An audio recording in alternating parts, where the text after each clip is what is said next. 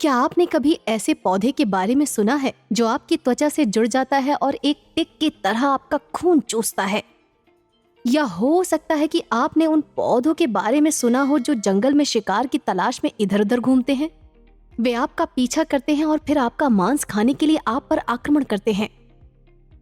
नहीं, है ना? मैंने उन लोगों के बारे में नहीं सुना है और हमारे लिए भाग्यशाली उनका अस्तित्व नहीं हो सकता है। पौधे अन्य चीजों से ठीक से आहार प्राप्त नहीं करते हैं, या हमेशा नहीं, क्योंकि वे स्वपोषी होते हैं। फैंसी नाम मुझे पता है, चलिए देखते हैं इसका क्या अर्थ है। यदि जीव सूर्य के प्रकाश से ऊर्जा की उपस्थिति में सरल अकार्बनिक पदार्थों का उपयोग जटिल जैविक भोजन तैयार करने के लिए करते हैं, तो इस प्रकार के पोषण को स्वपोषी पोषण कहते हैं। यह हरे पौधों में देखा जा सकता है।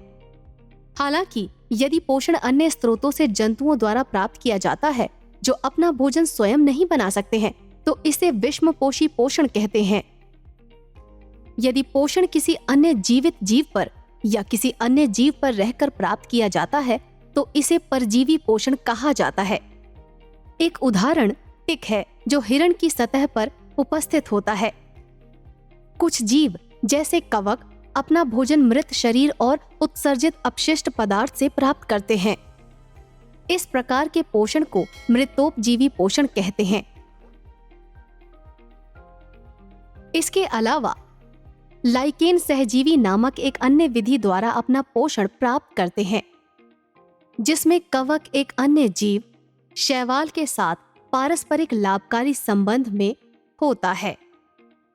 इन दो अलग अलग जीवों के संयोजन को लाइकेन कहा जाता है। अधिकांश लाइकेन का शरीर अलग अलग उगने वाले कवक या शैवाल से काफी भिन्न होता है। लाइकेन के अंदर करीब से देखने पर पता चलता है कि कवक शैवाल कोशिकाओं को घेर लेती है। कवक सहभागी भौतिक संरचना प्रदान करके शैवाल की रक्षा करती है। पर्णहरित युक्त हरी शैवाल कोशिकाएं भोजन बनाती हैं, जिसका उपयोग दोनों सहजीवी आहार के लिए करते हैं। प्रत्येक को कुछ अन्य की जरूरत होती है। इसे सहजीवी संबंध कहते हैं। सारांश में, हरे पौधे स्वपोषी पोषण दर्शाते हैं, जबकि अन्य सभी जीव विषमपोषी होते हैं, क्योंकि वे भोजन के लिए प्रत्यक्ष या अप्रत्यक्ष रूप से पौधों पर निर्भर होते हैं। यदि पोषण किसी अन्य जीवित जीव या किसी अन्य जीव में रहकर प्राप्त किया जाता है, तो इसे परजीवी पोषण कहा जाता है। एक उदाहरण टिक है जो हिरण पर उपस्थित होता है। कवक मृतोपजीवी पोषण दर्शाता है। इसके अलावा सहजीवी संबंध में, जिसमें लाइकेन शैवाल और कवक घनिष्ठ संबंधों में रहकर एक दूसरे को पारस्परिक रूप से लाभान्वित करते हैं। खैर, आखिरकार कोई पिशाच पौधे नहीं है।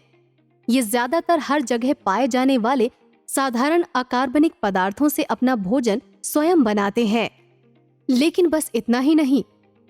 एक अच्छा भोजन पकाना केवल सामग्री को एक साथ रखने के बारे में नहीं है, जिसका कोई विशेष अर्थ नहीं है, है ना? प्रकाश संश्लेषण का एक विशिष्ट विधि है, जिसका पालन पौधों को अपना भोजन बनाने के लिए करना चाहिए।